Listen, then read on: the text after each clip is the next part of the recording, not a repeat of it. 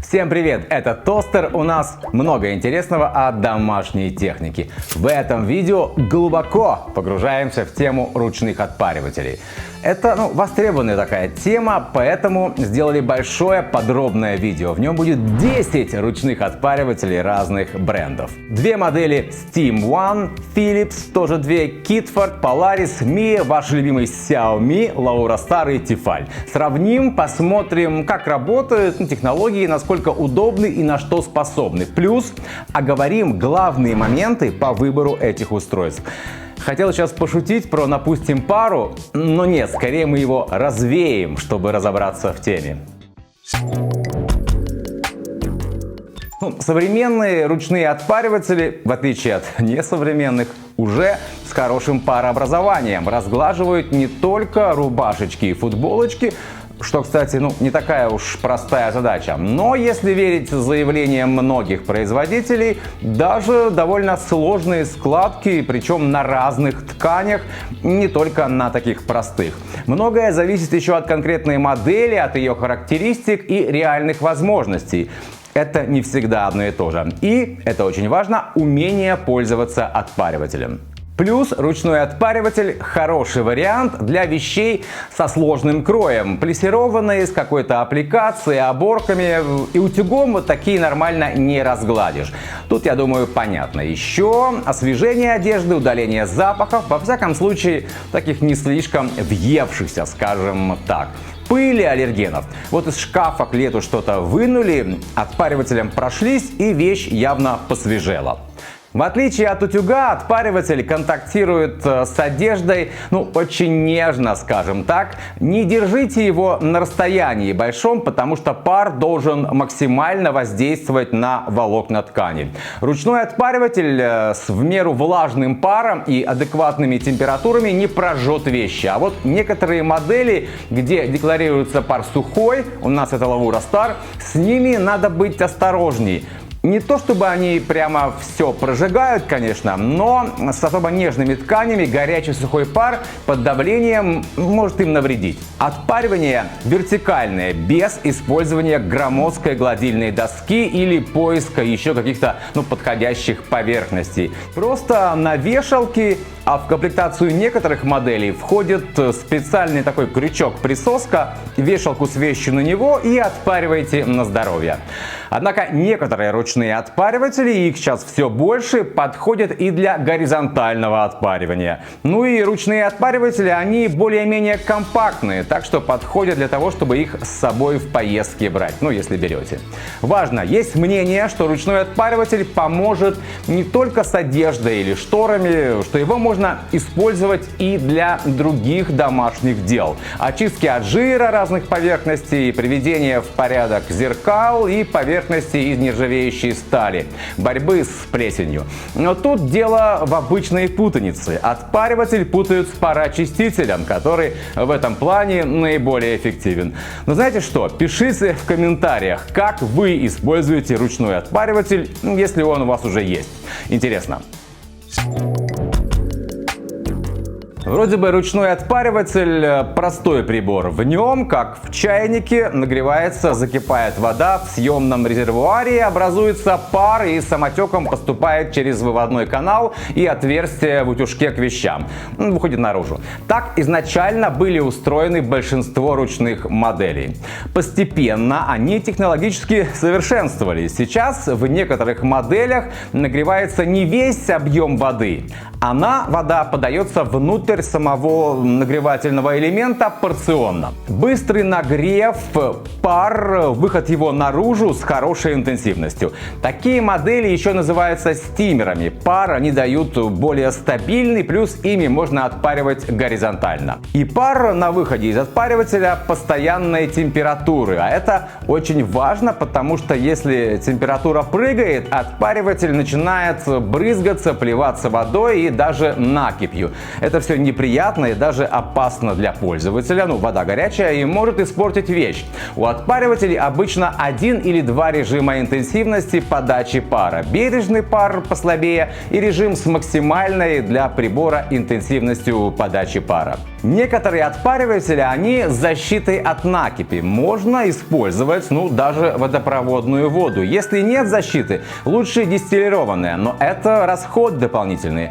Можно смешать в пропорции 50 на 50 с водопроводной. Важно, дистиллированная не равно фильтрованная. Последнее не факт, что избавит от накипи. Справедливости ради, очистка от накипи не такая уж сложная. Обычно способ оговаривается в инструкции. Steam One — это реально французский производитель, который изначально создан для производства отпаривателей, то есть сфокусирован на этой технике. У нас два их отпаривателя, по разной цене. Начнем с более доступного. Мощность моделей 1800 Вт. Проверили соответствие реальных показателей заявленным. Есть небольшая разница с обозначенной пиковой мощностью, но в целом для работы в номинале это нормально. На качество парообразования такие небольшие расхождения на практике не влияют.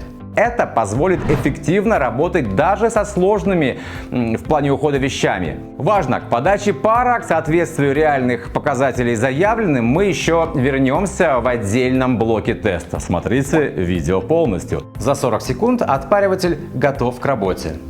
Два режима: максимальный пар и пар потише.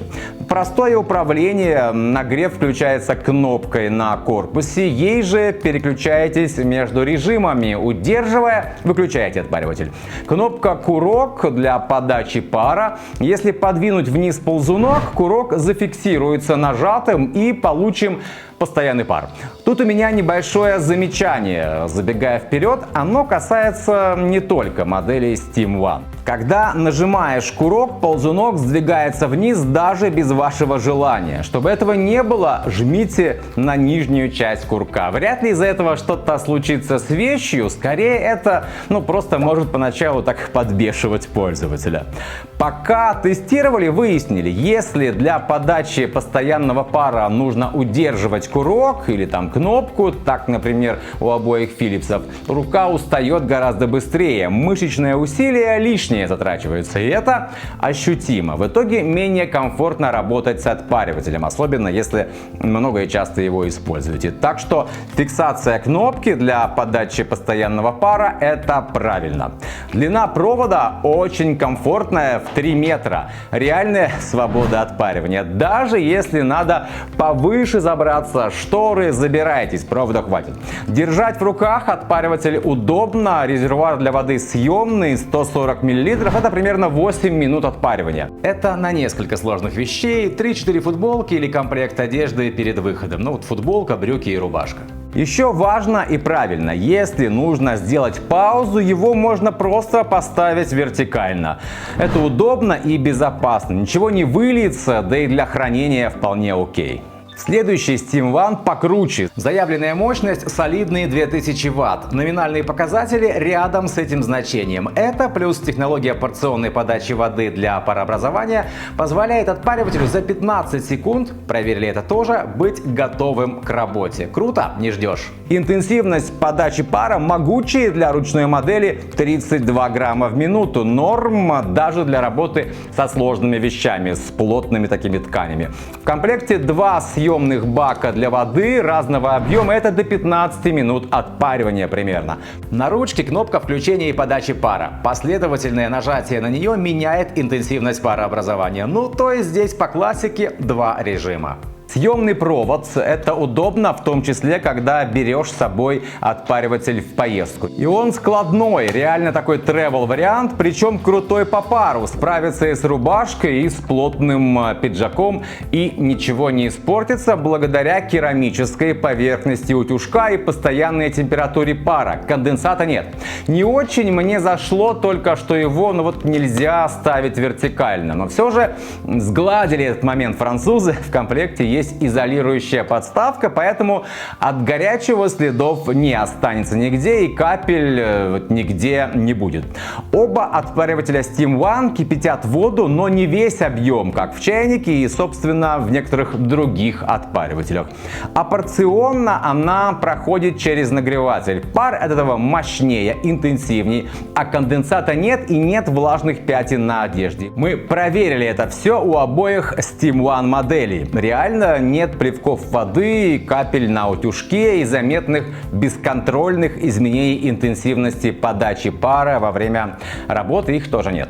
Важно, во всех французских отпаривателях Steam One есть защита от накипи, поэтому можно наливать водопроводную воду. Не нужно обязательно дистиллированную, но, конечно, хуже от нее не будет. Самотечный отпариватель мощностью 1000 Вт. И это действительно 1000 Вт, опять же проверили. Постоянный пар, производитель говорит именно о постоянном, тут до 20 грамм в минуту. В целом такой показатель не для сложных вещей. Он складной, его удобно брать с собой в командировку, но вертикально нельзя поставить, что не очень удобно во время паузы в отпаривании.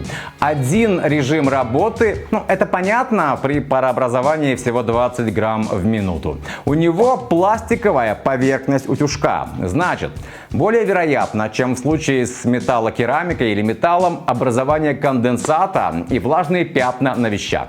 И вот еще что. Мы в ходе теста обнаружили, что каждые 15-20 секунд загорается красным индикатор на отпаривателе.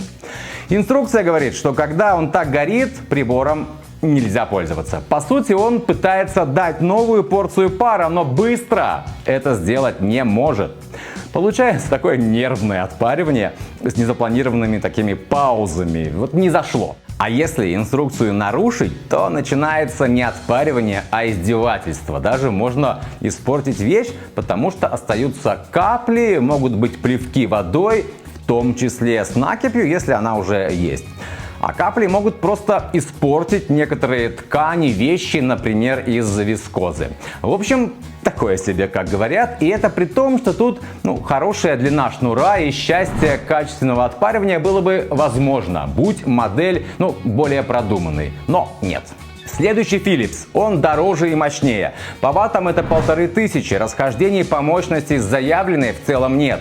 И такая мощность это уже что-то. Пара до 28 грамм в минуту, это в режиме максимум. Показатели в бережном режиме около 16 грамм в минуту. Для совсем легких и нежных вещей, скорее даже для освежения, чем для реального отпаривания. Здесь два съемных бака разного объема, что добавляет вариативности использования, а еще повышает возможное общее время отпаривания. Поверхность утюжка современная металлокерамика. Это правильно, безопасно для вещей и не дает конденсата. Сама головка отпаривателя подвижна. Этого нет у других моделей. Это сделано, чтобы удобно отпаривать как вертикально, так и горизонтально, разложив вещь на какой-либо поверхности. Для этого есть даже специальная такая подстилка в комплекте. Но сам отпариватель не становится вертикальной. Для него нет никакой подставки, чтобы головкой на нее безопасно положить. Это немного расстраивает. Если коврик занят вещью, то надо придумывать что-то в этом плане. Он, тяжеловат, вес 1,8 килограмма и в целом не маленький. Кстати, в работе с ним стало ясно, что устает запястье. Во всяком случае, если отпариваете что-то не за пару минут и держите, как полагается, за ручку. Попробовали держать за верхнюю часть устройства. Неудобно из-за элементов конструкции. Неприятные ощущения в зоне руки, между большим и указательным пальцами. По сути, лучший способ его держать двумя руками, но это не всегда удобно. С отпариванием этот Philips справляется хорошо. Тут нет претензий, на одежде нет капель. В том числе проверяли на шерстяных вещах, которые наиболее показательны в этом плане. Самый доступный по цене из всех наших участников. Мощность заявленная 1200 Вт, при проверке оказалось, что выдает до 1300, так сказать, бонус. Обычная история с техникой Xiaomi, кто-то что-то не так перевел, не досмотрел и так далее. Даже если вы зайдете на страницу с моделью, в тексте речь про постоянную температуру пара 120 градусов, а на сопроводительной картинке 130. Отыскать реальные данные об интенсивности подачи пара для этого отпаривателя довольно сложно, но похоже, что это примерно 22 грамма в минуту. Есть методологии тестирования, вернемся к этому далее в видео. Подача пара только при удержании кнопки. Это, явно такое дополнительное напряжение кисти и пальцев. Режим подачи пара тут один. Круто, что отпариватель становится вертикально. Материал утюжка металлокерамика. Не было капель во время отпаривания. Плюс такие поверхности способствуют поддержанию постоянной температуры пара. Он компактный и не тяжелый. В целом он неплохо справляется с разными вещами. Однако есть пара моментов, которые не понравились. Во-первых, во время отпаривания вода в резервуаре постоянно перемещается. И перемещается центр тяжести. Вес тянет вперед. Это дискомфорт. Во-вторых, шнур входит в заднюю часть отпаривателя, которая направлена к пользователю в момент отпаривания. Получается, что провод делает, фактически такую дугу, особенно под наклоном, что сокращает его длину. Трудно будет отпаривать брюки, платья и другую длинную одежду. Также необходимо заранее продумать место для отпаривания рядом с розеткой и вешалкой. Вряд ли это вариант для путешествия или, например, чтобы взять с собой на фотосессию, но кто его знает, где там будут розетки. И не забывайте о том, что для техники Xiaomi часто нужно дополнительно приобретать переходник для наших розеток. Не всегда он есть в комплекте. Тоже недорогой. Внешне, кстати, это как-то немного заметно. Мне кажется, я не ханжа, но такой, знаете, пластик обычный. В целом претензий к качеству сборки у меня, наверное, нет. 1500 Вт мощность, значимых отклонений нет. Здесь использована схожая, например, со Steam One, технология порционной подачи воды в бойлер. Кстати, у Philips подороже тоже так. Это плюс мощность дают неплохое парообразование, заявлено до 25 грамм в минуту. Кнопка подачи с фиксатором для постоянного пара. Молодцы, удобно.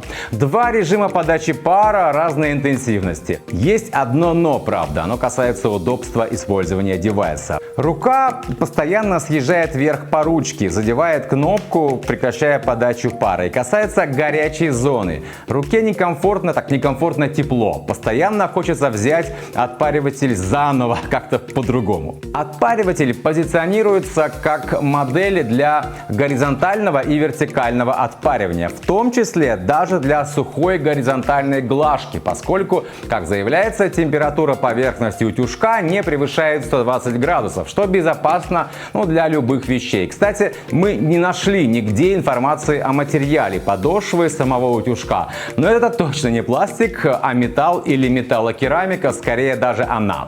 Норм.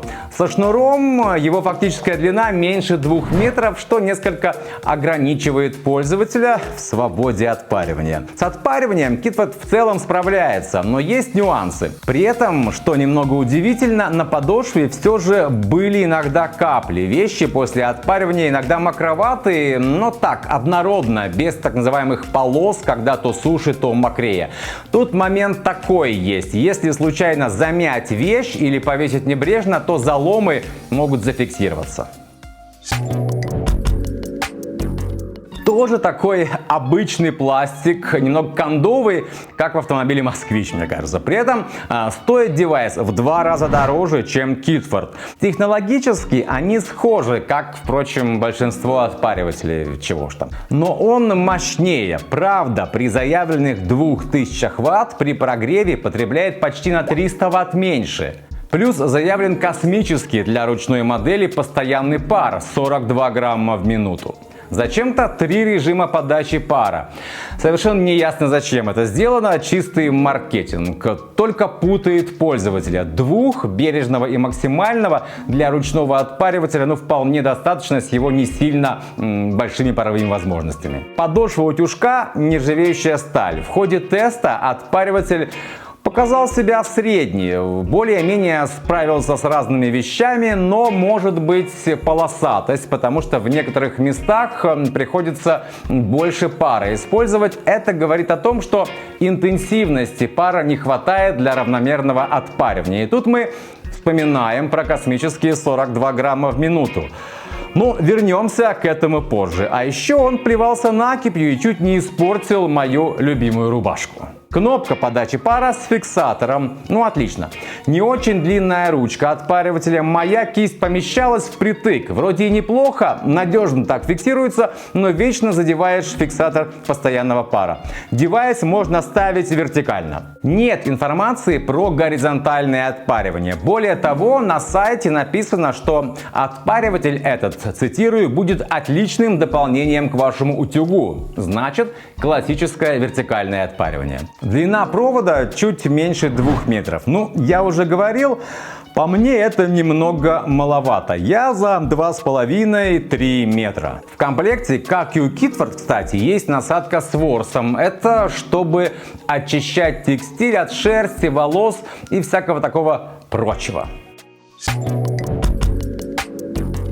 Тефаль. Заявленная мощность 2000 Вт, по факту около 1800. Ну такое, это уже разница. Мне, однако, нравится, что есть отдельная кнопка включения. Нажимаешь ее, и он только тогда начинает греться. Вот Polaris, например, греется сразу, как в розетку включил. И это мне не нравится.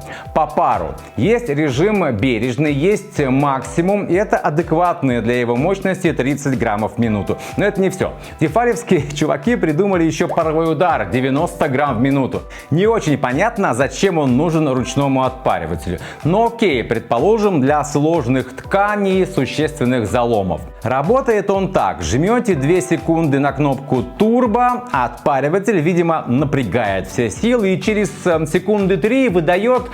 Но технически это паровой удар. Краткосрочная подача пара, видимо, даже немного сильнее, чем в обычном турборежиме. Но смысла никакого, потому что, уж простите, на 90 грамм в минуту это совсем не похоже. Но даже если допустить, что это так, опять же, смысла в этом очень коротком плевке пара мало. За это время ничего существенного, даже с каким-то заломом, видимо сложным, но на это же рассчитано, не происходит. Ударять паром по мягкому бездорожью можно 3 раза в минуту, 20 секунд перерыв. Тефаль, конечно, всегда любили выделить за какой-то фишечкой на фоне других, только вот в этом случае польза фишечки сомнительна. Металлическая подошва утюжка, микрофибровые насадки в комплекте, чтобы собрать какую-то пыль с вещей, мелкий мусор может. Ну, бывает же, да, прилипает. Мне такое аккуратное решение нравится больше, чем эти грубые щетки с жесткой щетиной, которые обычно у отпаривателей. По задачам они схожи, как ни крути. Вертикально он ставится. Курок паровой, кнопка-фиксатор для постоянного пара, они не совмещены. Вроде бы и хорошо, но, увы, когда держишь отпариватель, рука съезжает кверху и все отключается. А еще сзади фиксатор бокса с водой, и есть ощущение, что сейчас его сдвинешь и бокс вывалится. Все это мешается руке, но не очень удобно. Не понравился слишком затемненный контейнер для воды. Чтобы понять, сколько в нем ее, надо прямо напрячься, поднести девайс к свету.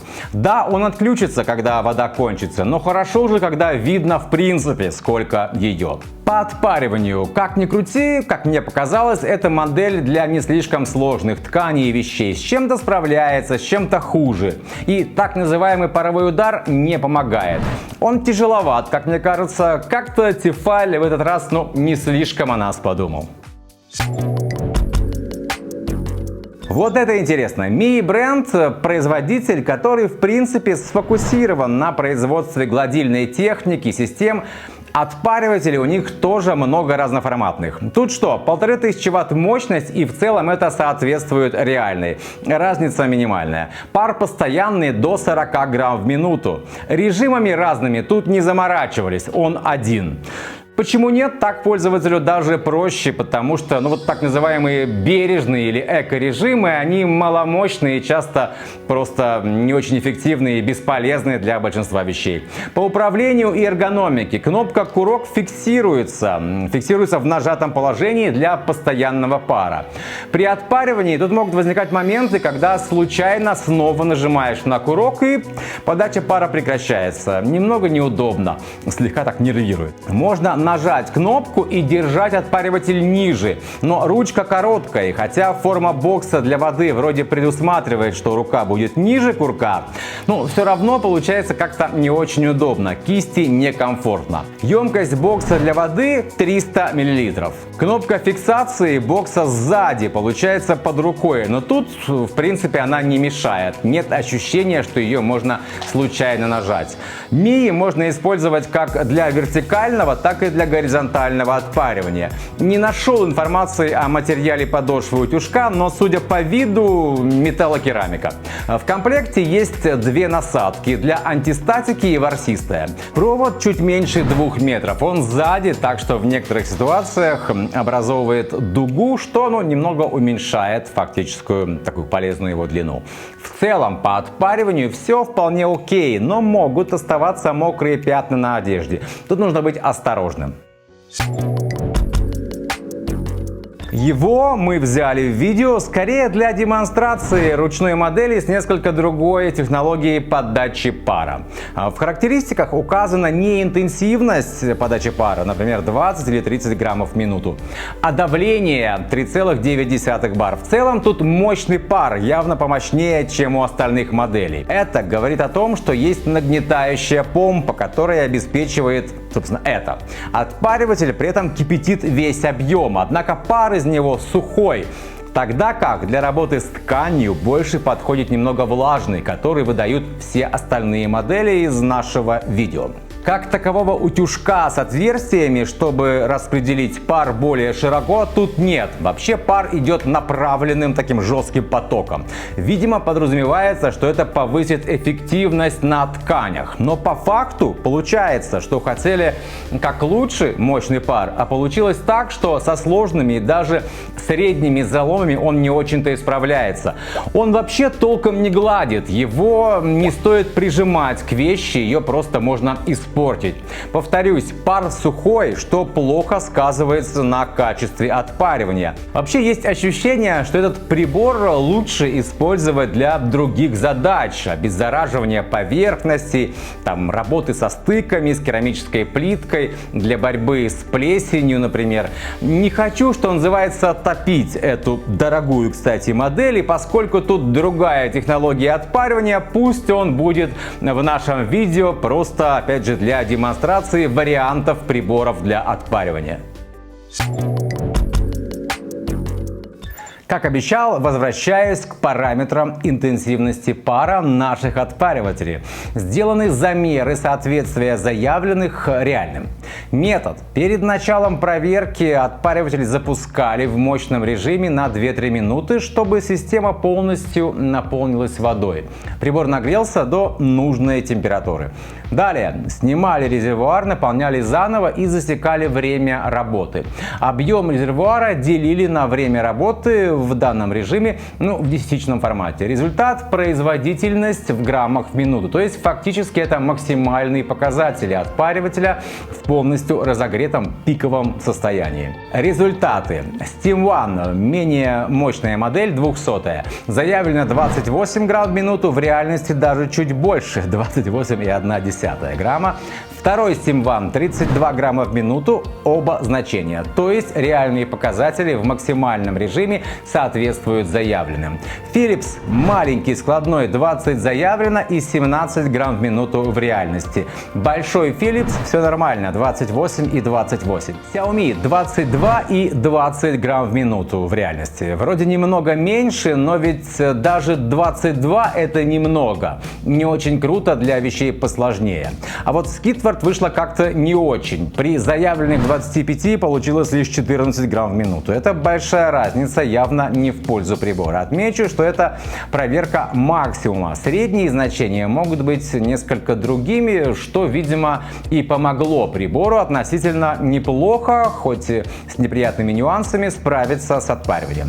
Примерно такая же ситуация и с Polaris. Заявлено вообще аж 42 грамма. Честно говоря, это сразу вызвало подозрение, подозрения. И в итоге они оказались не беспочвенными. В реальности 30 грамм в минуту. Соответствия нет, разница большая, но справедливости ради отмечу, что 30 это в целом очень неплохо по пару. У Тефаль заявленные показатели максимального пара соответствуют реальным 30 и 30. У Мии 40 заявлено. Тоже насторожило. В реальности 30. Ситуация как с Polaris. Laura Star по обозначенным выше причинам мы не проверяли. Отмечу, что полученные нами данные – это результат потребительского тестирования, так называемого нашим методом. Важно, что это тест на максимальные показатели по пару. Проверяли, сколько приборы выдают его, когда полностью разогреты. В процессе отпаривания даже в максимальном режиме возможны какие-то средние значения, но они в любом случае меньше выявленных нами. То есть мы выяснили соответствие цифр, которые, как правило, обозначаются производителями в описании, в характеристиках отпаривателей. На само же качество отпаривания влияют и другие факторы. Уровень влажности пара, то, как пользователь вообще отпаривает, насколько близко подносит прибор к ткани. Правильная мощность ручного отпаривателя от 1500 до 2000 Вт, если хотите быструю готовность к работе и достаточно мощный пар, чтобы эффективно справляться с разными вещами. Интенсивность подачи пара 20 или меньше грамм в минуту для несложных вещей. 25, 28, 32 грамма в минуту – это уже работа с более сложными вещами. Режимов подачи пара может быть 1 или 2, тогда больше и меньше пара. Не нужно 3 или 4. Это уже маркетинг. Разницу не ощутите. Хорошо, если есть постоянный пар, и для его подачи не надо беспрерывно жать кнопку, а можно воспользоваться фиксатором. Если давление пара в характеристиках отпаривателя указано в барах, значит он с помпой. Она как раз и дает пар под высоким давлением. Но это уже парогенератор по сути. Пар из него не такой нежный, более интенсивный, хотя могут быть разные режимы. И подходит не для всех вещей. Вертикальное и горизонтальное отпаривание. Да, есть ручные отпариватели с возможностью отпаривать и так, и так. Это удобно, потому что не всем вещам хорошо отпариваться на вешалке. Например, стрелки на брюках эффективно освежать горизонтально. Но тут смотрите по своему гардеробу. Объем резервуара для воды от 120 до 200 мл. Этого хватит на несколько вещей, в зависимости от сложности, конечно. И при этом отпариватель с водой не будет слишком тяжелым. Есть модели с парой съемных контейнеров разного объема, поменьше и побольше. В принципе, это может быть полезно и удобно. Защита от накипи – это круто. Продляет срок службы отпаривателя, плюс защищает ваши вещи от возможных пятен от самой накипи. Подошва утюжка – металл, нержавеющая сталь или металлокерамика. Способствует поддержанию постоянной температуры выходящего пара и не будет конденсата, плевков воды. Если подошва пластиковая, такое возможно. Длина провода. Чем длиннее, тем лучше. Например, 3-метровый провод по сути обеспечивает максимальную свободу отпаривания. С ним, скорее всего, дотянетесь до любой розетки. Но если знаете, где будете постоянно отпаривать и розетка рядом, можно покороче, но лучше не менее 2 метров. Удобно, если провод съемный. Складные модели удобно брать с собой в командировки, в отпуск, хранить. Но обращайте внимание на то, что такие отпариватели могут быть маломощными, в смысле интенсивности пара. Хотя есть и исключения, как модель Steam One из нашего теста. Хорошо, если отпариватель можно поставить вертикально. Это реальный плюс к удобству эксплуатации. Дополнительные аксессуары. Удобно, когда есть крюк для вешалки на присоске. Можно привести вещь в порядок, по сути, где угодно. Что касается разных доп. Насадок на утюжок, то тут надо отталкиваться от гардероба, от вещей, которые будете обрабатывать отпаривателем. В описании отпаривателя всегда обозначено предназначение той или иной насадки. Кому-то может пригодиться варежка для отпаривания, но, на мой взгляд, отпаривать в ней не очень удобно. Да и обжечься паром, если все делать правильно, довольно довольно сложно. Ну и последнее, наверное, перед покупкой подержите отпариватель в руках, приноровитесь, что называется. Поймите, насколько удобно для вас управление, ручка, что по весу прибора. Помните, что в рабочем состоянии он с водой, поэтому тяжелее. Надеюсь, благодаря этим рекомендациям вы выберете хороший ручной отпариватель и не разочаруетесь в паровом уходе за вещами. И вот еще ремарка. Многие покупают ручные отпариватели, не имея опыта использования, и ожидают, что он будет быстро справляться с тяжелыми тканями вроде льна, но при этом часто есть понятное желание сэкономить и берут бюджетную модель. А спутник экономии на технике часто разочарование в ней. Не всегда, но нередко. И в итоге мнение: ручные отпариватели никуда не годятся. Понимая, что совет будет непопулярным, но, как и во многих других категориях бытовой техники, тут работает известное правило: скупой, ну ладно, помягче, желающий сэкономить платит дважды. С другой стороны, понятно, что каждый покупает технику по своим возможностям финансовым. Ну и еще, читайте отзывы в сети, не все они фейковые и проплаченные. И вот далее наш финальный рейтинг моделей из видео, не все они, кстати, дорогие. Хочу поделиться с вами рейтингом топ-3 по результатам нашего довольно глубокого, согласитесь, погружения в тему ручных отпаривателей. Третье место я отдаю мощному, складному и небюджетному Steam One. Он хорошо отпаривает, реальный максимум по пару соответствует заявленному. Технология генерации пара современная, порционно через нагреватель, а не кипячение всего объема. Справедливости ради, схоже почти во всех современных отпаривателях.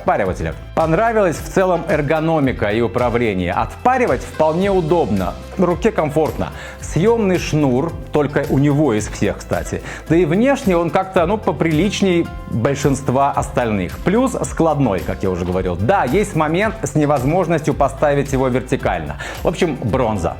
Большой Philips, серебро, второе место. Его, кстати, тоже нельзя ставить вертикально, а еще он показался тяжеловат. Но у него есть подвижная головка, облегчающая горизонтальное отпаривание. Максимум по пару соответствует заявленному. Длинная ручка, и хотя к эргономике есть некоторые претензии, если отпариваете пару вещей за раз, это не так страшно.